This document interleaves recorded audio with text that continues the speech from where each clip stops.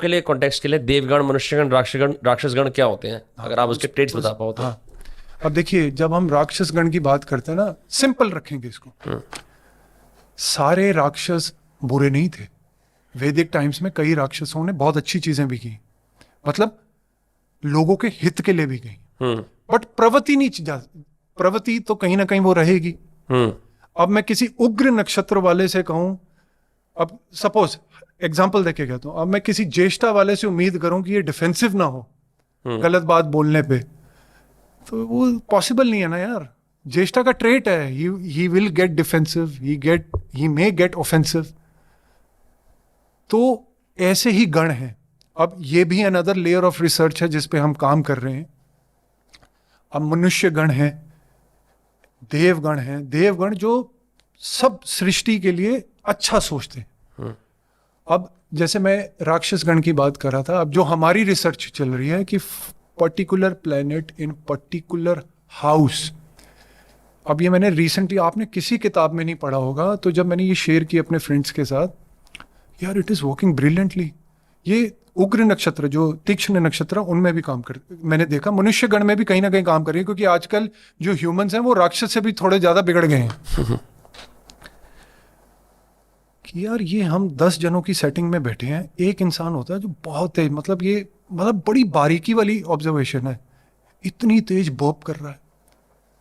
कई आप लोग सुनते हैं ना डकार ले रहे हैं, रोटी खाई डकार लिया, कोई डिसेंट तरीके से भी लेता है, कोई इस तरीके से लेता है कि दूसरा वाला ऑफेंसिव फील ना करे। एक आदमी है जिसको कोई शर्म नहीं है, ऐसे लेगा कि 4 किलोमीटर तक सुनाई दे रहा है। मैंने गांव वगैरह में भी देखा, कोई लोग खुल के पाते हैं सबके सामने। ये प्रवृत्ति पुराने समय में जब हम देखते थे, किन में होती थी? मतलब जो बदतमीज लोग होंगे आई गेस। गण मतलब अगेन अच्छा, राक्षस correct. Defame, I am not defaming राक्षस गण, correct. This is another layer of research which I am working on. अब कई लोग, अब ये कैसे आई, मैं एक किसी व्यक्ति से मिला, मेजर प्लैनेट्स इन राक्षस गण और देवगण में भी थे। He is doing very well, he is taking care of the community, he is doing very well, good CEO of the company, बहुत अच्छी पौधे पे भी है। बट जब वो बात करते थे ना, तो उनकी प्रवृत्ति कुछ अलग, मतलब पर्सनैलिटी कुछ थी, बात करते थे तो कुछ और थी। और जब जैसे हमारा काम है ऑब्जर्व करना, जैसे नेल्स जो हैं नॉट हाइजीनिकली अच्छे नहीं थे, अपनी हाइजीन का ध्यान नहीं रखा हुआ। ये पुराने समय में जब हम एपिक्स देखते थे तो वो किस में आपको दिखते थे? राक्षस। तो ये जो गण है, ये मैं एक लेयर बता रहा हूं, ऐसी अनेक लेयर्स हैं। तो कितनी बारीक ज्योतिष जाती है। अब एक इंसान होगा वैसे बहुत अच्छा प्ले आउट कर रहा है, बहुत अच्छे काम कर रहा है, बट कटिंग कभी कराई नहीं, हेयर कट कभी कराया ही नहीं, बालों की जटाएं बन गई, ध्यान ही नहीं है। पुराने जमाने में जब हम अगेन जब एपिक टेल्स देखते थे, तो ये देव गणों की ट्रेट्स नहीं है। अगेन हम किसी गण को डिफेम नहीं कर रहे हैं, लोगों को तो समझ में नहीं आएगा कि गण तक पहुंच ही नहीं पाएंगे, पहुंच ही नहीं पाएंगे। ये एडवांस कंसेप्ट है रिसर्च का जी। पर देखिए आप समझ सकते हैं, क्योंकि आप ज्योतिष को फॉलो करते हैं, कितनी डीप तक जाती है ये। It's too deep. मैं आपसे अब कुछ डेटीज के बारे में पूछता हूँ और उसके माध्यम से हम नक्षत्रों की ओर वो करते हैं। आई डोंट थिंक हम 27 आज कवर कर पाएंगे। नहीं, वो तो कभी भी नहीं कर सकते। लेकिन अगर हम 1 लाइनर से 2 लाइनर अटेम्प्ट कर सकते हैं, अगर कर सकते हैं ठीक है, नहीं तो कोई बात नहीं। जो भी आपको फैसिनेटिंग लगता है नक्षत्र, हम उस पर टिप्पणी कर लेते हैं।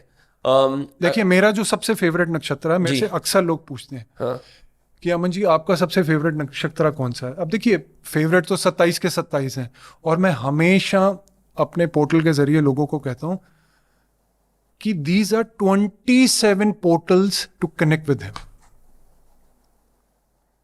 और टू कनेक्ट विद योरसेल्फ। 27 माध्यम है आपके पास, करेक्ट, उसके साथ कनेक्ट होने के। मेरे जो फेवरेट्स सारे ही हैं, जो बट एक होता है ना एक तो मेरे को इतना फनी लगता है कि आप नक्षत्रों को ऐसे बोल रहे हो जैसे आप ऐसे चूज कर रहे हो कि मेरे बच्चे हैं या मेरे खास वो हैं। मेरे लिए वही है, हाँ, क्योंकि मेरे को इन्होंने बहुत बख्शिश की है, इसलिए मेरे प्रिय हैं। इसीलिए होता है कई ज्योतिष, मैं तो ज्योतिषी भी नहीं कभी क्लेम करता, 4 किताबें पढ़ के मैं अपने आप को ज्योतिषी नहीं कहलवाता। ना कहलवाना पसंद करता हूँ। ये वो जर्नी है जिसमें सालों साल जन्मों जन्मों तपस्या करनी पड़ती है इस पोडियम पे पहुंचने के लिए। जी। तो अब फेवरेट इसलिए हैं क्योंकि आई कनेक्ट विद इट, मेरे को उनकी माइथोलॉजीज बहुत स्ट्रांग है। अब मेरा जो फेवरेट है वो दैट इज रेवती, जो कि सबसे लास्ट नक्षत्र है। And it's if I'm being very honest, Revati is often the least talked about nakshatra. Personally जो मैंने वैदिक ट्विटर पे देखा है, यूट्यूब पे देखा है, रेवती का जिक्र करता ही नहीं है। It is mostly come dominated. से कम 20 आर्टिकल्स होंगे मेरे इन डेप्थ इसके ऊपर।